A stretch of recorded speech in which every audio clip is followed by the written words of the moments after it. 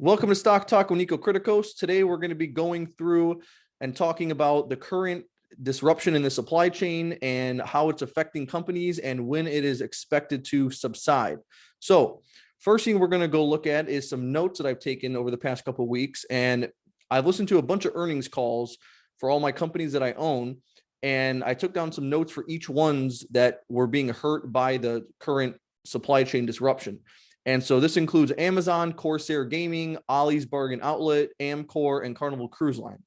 And so if we look at, so the situation is, if we see here, over 70 container ships are waiting to be unloaded at the ports of Long Beach and Los Angeles, California. These ports are responsible for more than 25% of the country's imports. And this has also been a big part of the reason for inflation.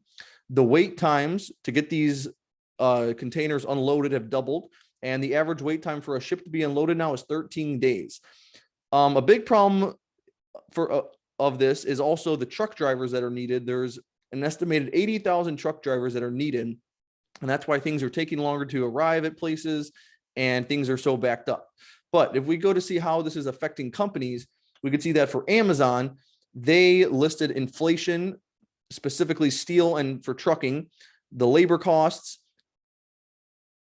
and that those two things added on operating costs for them, and that hurt their profit margin. So for labor costs, this means they have about an $18 minimum wage now at Amazon, and they've also been giving out sign-on bonuses up to $3,000 just to get people back to work.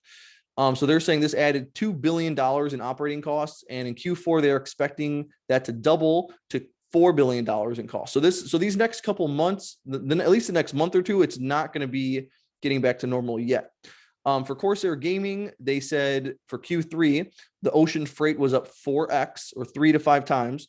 And there was a slight pullback in October, but they are still expecting elevated costs throughout the rest of 2021. Next up is Ollie's Bargain Outlet. They said transportation problems will still be around in Q1 of next year and possibly in Q2. They're not a big importer compared to some other companies, but it's still hurting their profit margins to some degree. Next up is Amcor. Amcor is one of the leaders in packaging. They package things for like food, for pet supplies, for all these different things. Okay. And so they said that the supply chain disruption will continue through Q2 and ease going into Q3. So that's the furthest out we've seen. And then Carnival Cruise Line says that their full operations will be back by summer of 2022. So that's also something to look forward to there. I know that stock's been beaten down a lot. I just bought into it last week at $20 a share.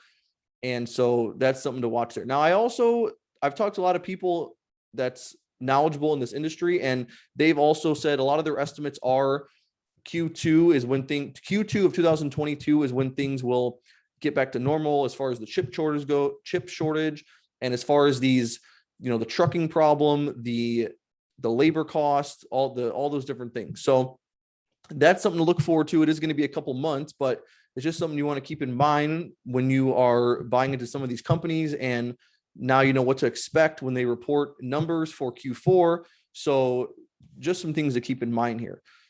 And that is pretty much it for today. I will catch you in the next one.